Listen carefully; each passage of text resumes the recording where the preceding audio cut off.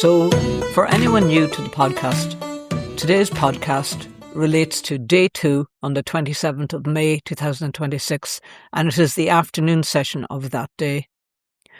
Normally, one 10-minute podcast covers the day at the public inquiry, but either I went on a bit long on the last podcast, or an awful lot happened in the morning that I felt could not be left out. Anyways, here we go. The afternoon, as I have already mentioned, was mostly about the riveting topic of planning conditions. So to the uninitiated, such as me, here's an explanation about these conditions, who some would argue are not worth the paper they're written on. In Northern Ireland planning, conditions are binding rules attached to a grant of planning permission, and they're used by the local council or the Department for Infrastructure, DFI, to make unacceptable developments acceptable, mitigate adverse environmental effects, and or control how the sites operate. So Mr. Alvin kicked off first, saying that relevant to the mining application, there are 6 tests which conditions must adhere to. Mr. Fagan, FODC Council, was concerned that there should be no conditions without a trigger point, suggesting that a construction could be built out and yet the abandonment of the road could fail the safety audit, and so the development should not commence until the abandonment order was implemented. Going on to say building the road is part of the planning permission and development, and ought not to commence until number 1, the abandonment of the original road has been completed, and number 2, the new road passes all safety tests. You may remember in the podcast yesterday, I referred to the possibility of what would happen if the road failed to pass all of the DFI safety tests. This was asked by the Commissioner, and I think the answer was that the road would not be adopted and it would become a private road. This sounds like the ideal solution for the applicant. Later on, Fagan added in that the Council would like to see a condition around the existing site splays. Now, I better explain what splays are. In Northern Ireland planning, a splay, often called a visibility splay or a sightline, refers to the mandatory triangular area of clear visibility required at a new driveway entrance or road junction. It ensures drivers can clearly see oncoming traffic and be seen by other road users. And these are how these splays or sightlines work. There's a thing called an X distance, a set distance measured backwards from the main road into your driveway, and it's usually about 2.4 metres for residential access. And then there's the Y distance. This is a distance measured along the road in both directions. This varies based on the speed limit.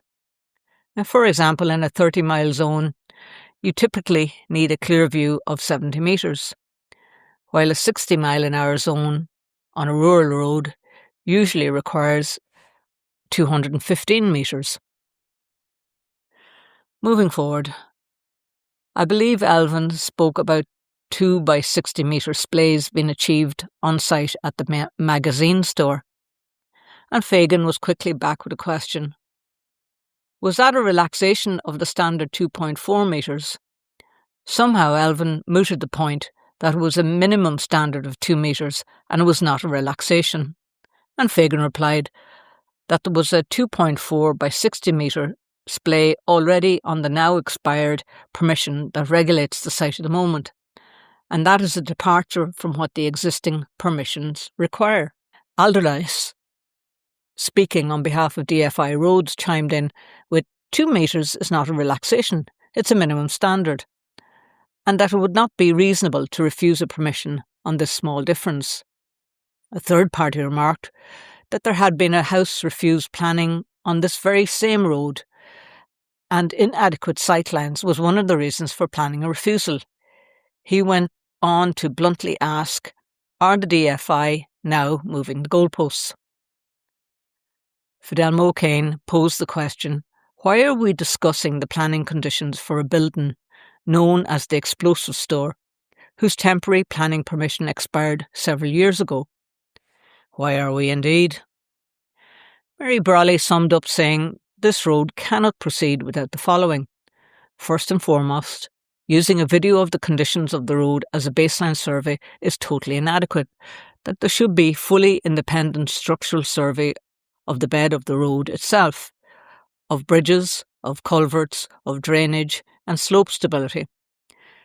Legally, there should be full public consultation with the local schools and education authorities. There should also be a full and comprehensive management plan which would be edited by an independent auditor with special references to schools. There needs to be a mitigation plan by the Department of Health, that noise, air pollution and other hazards be identified in an appropriate risk assessment. That there be an independent assessment of all hazards, pointing out that the toxic waste dump will have a direct impact on road users, and this cannot be ignored. All of this has to be independently verified. And that government departments relying on third parties paid by the applicant is simply not acceptable. Our concern is for the safety of the road users. Reduction of visibility of splay lines has been suggested, but it is not for the safety or benefit of the road users, it is for the convenience of a private company. And Miss Brawley found it questionable as to if this is appropriate. She also added that several metres of Kankosi Road should not exceed the 4% incline, and that it would also need independent verification. She made a number of other points, but I failed to catch them all. But there will be an Emmett's write-up on Facebook and on the Don't Mind Us website, links below in the show notes. Conor Fagan for FODC completed the afternoon with a final question to Alderdice, asking him as to the whereabouts of the survey that he was basing his professional decision on. And he also came back to the start of this conversation, reiterating his initial point about the importance of imposing an appropriate condition as a trigger, going on to say from what he heard this afternoon, he wasn't convinced that this was the case. So that brought us to the end of the topic of road abandonment and the so-called new road. Talking about abandonment and throwing caution to the wind, it seems DFI roads have taken this word to heart, eagerly and with enthusiasm applying the term to existing roads, health and safety procedures and regulations, and then creating added value for the idea by publicly abandoning any pretence of following due process. The irony, of course, is that unlike abandoned procedures, abandoned safeguards have consequences. If this planning application is somehow allowed to proceed, the effects will not be confined to paperwork, consultation documents or committee minutes. They will play out in real time on real roads affecting real people whose safety depends on those very procedures being followed. One can only hope that future tragedies are not required to remind decision makers why those safeguards existed in the first place. And that wraps us up for today.